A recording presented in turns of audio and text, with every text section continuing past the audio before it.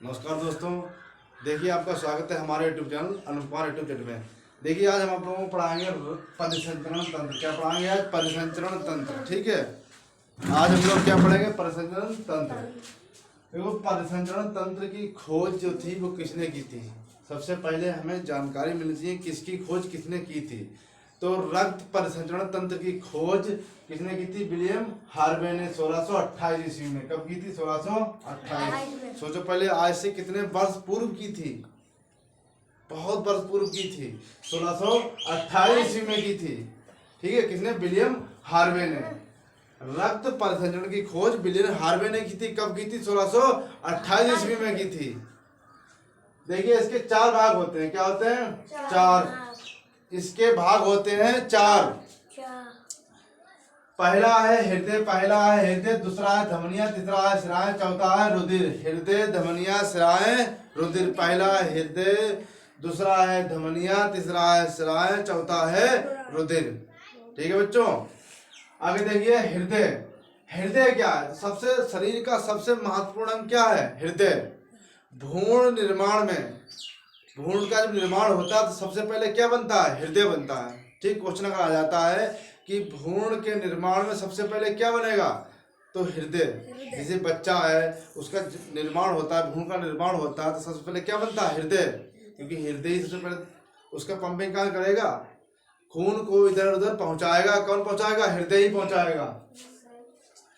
देखिए, हृदय जो है, हृदय वर्ण नामक थैली होती है। हृदय वर्ण नामक क्या होती है? थैली। उसमें ये सुरक्षित रखा होता है। इस प्रकार की थैली होती है जिसमें ये कैसे रखा होता है? सुरक्षित रखा होता है। हृदय वर्ण नामक थैली में क्या रखा होता है? ये सुरक्षित रखा होता है। कौन? हृदय। ठीक है, इसका भार कितना होता है? 300 ग्राम। हृदय का भार होता है 300 ग्राम। हृदय का भार कितना होता है? 300 ग्राम। हृदय का भार कितना होता है? 300 ग्राम। देखिए, ये शरीर का सबसे व्यस्त अंग है, सबसे बिजी। अगर देखा जाए तो शरीर का सबसे बिजी अंग इसे माना जाता है, क्योंकि ये कभी आराम नहीं करता है। ये कभी आराम करता है नहीं। आंखें तो आराम कर लेती हैं, हम सो गए, आंखों ने आराम कर लिया। कर लिया नहीं कर लिया? उसके बाद देखिए मस्तिष्क।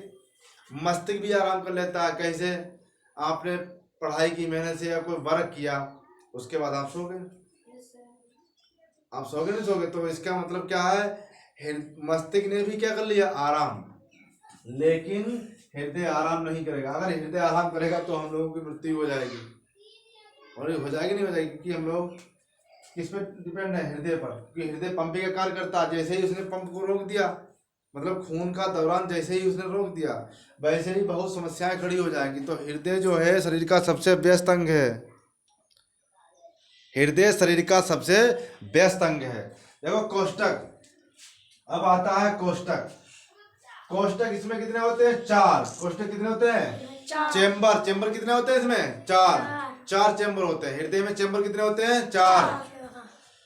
देखिए, इसके भाग कितने होते हैं? दो, एक अगला और एक पिछला। हृदय के दो भाग होते हैं, एक अगला होता है, एक कैसा होता है? पिछला। अगला और पिछला। देखिए, अगले भाग में क्या क्या होता है? इसमें दायालिंद क्या होता है? दायालिंद और बायालिंद।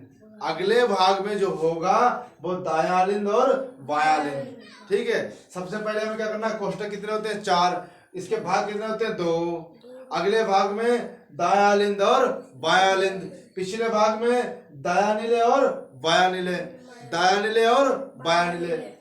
अगले भाग में क्या होते हैं? दायालिंद बायालिंद। पिछले भाग में दायानिले और बायानिले। ठीक है, समझ में आ गया?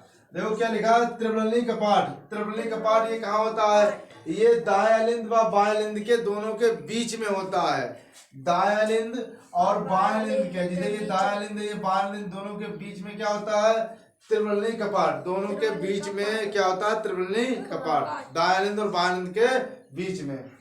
समझ में आया? क्वेश्चन आया कि त्रिवलनी कपाट कहाँ पर होते हैं? तो दायालिंद और बायालिंद के बीच में होते हैं। किसके? हृदय में।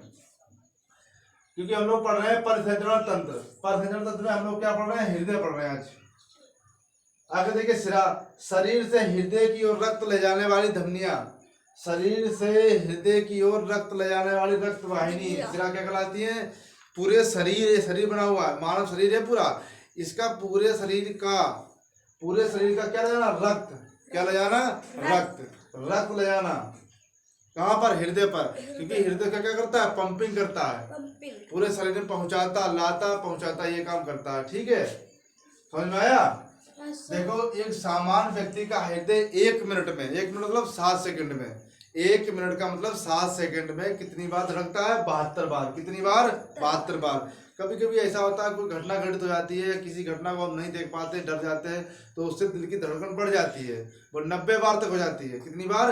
90 बार भी हो जाती है। और किसी किसी की धड़कन कम हो जाती है तो वो बेहोश हो जाते हैं।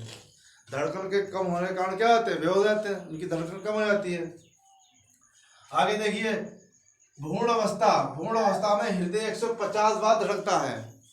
जब शिशु का निर्माण होता है माता के गर्भ में, तो बच्चा जो बनता शुरुआत होती है, भ्रूण अवस्था होती है, तो उसका हृदय 150 बार धड़कता है। कितनी बार? 150, 150 बार।